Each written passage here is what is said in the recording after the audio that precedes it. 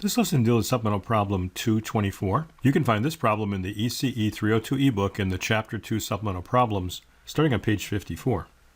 The circuit shown below here is a Zener diode voltage regulator that has a 24-volt battery, a 1.2K resistor, a 10-volt 400 milliwatt Zener, and then a load that varies between 600 ohms and 6K ohms.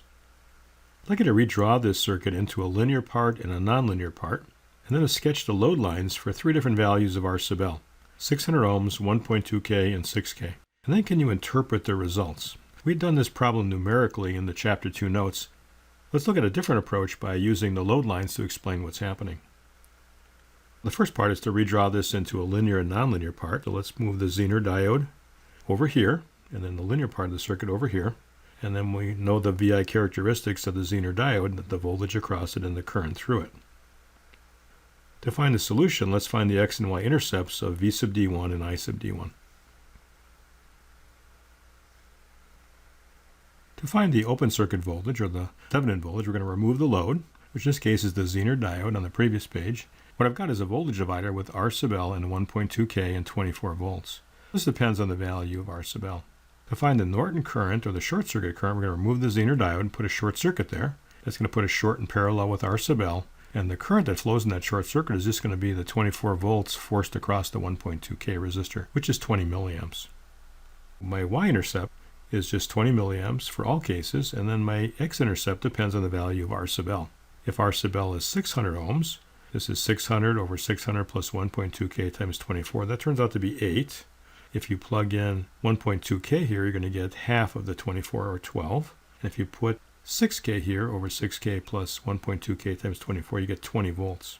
Looking back into the circuit for the Thevenin resistance, the reciprocal of that is the slope that we're going to have. So that's going to be 1 over 6K in parallel with 1.2K, but the slope here is negative. I didn't show the other two here because there wasn't much space for it.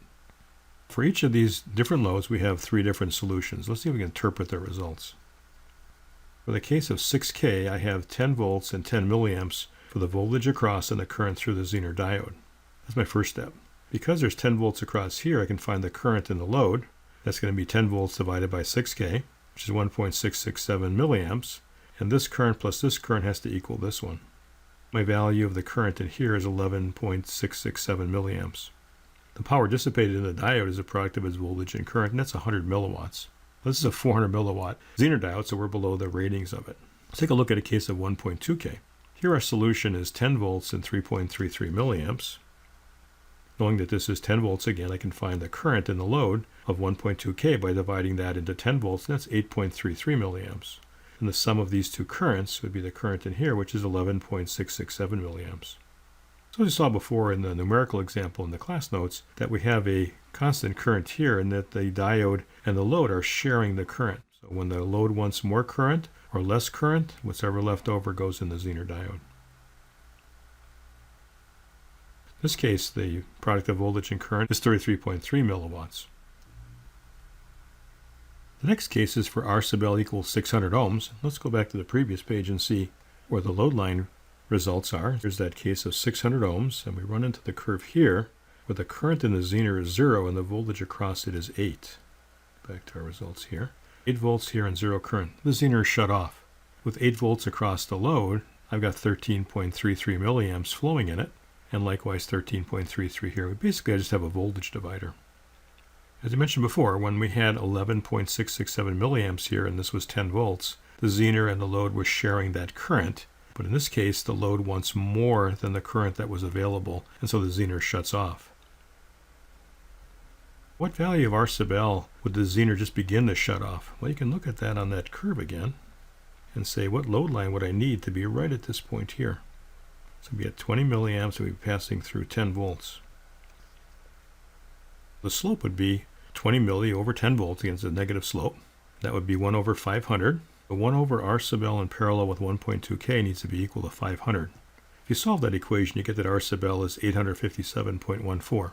That's between our two values that we were doing of 600 and 1.2K.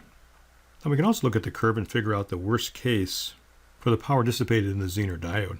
Let's take a look back at that on the previous page. The worst case for the Zener diode would be to have the most current through it.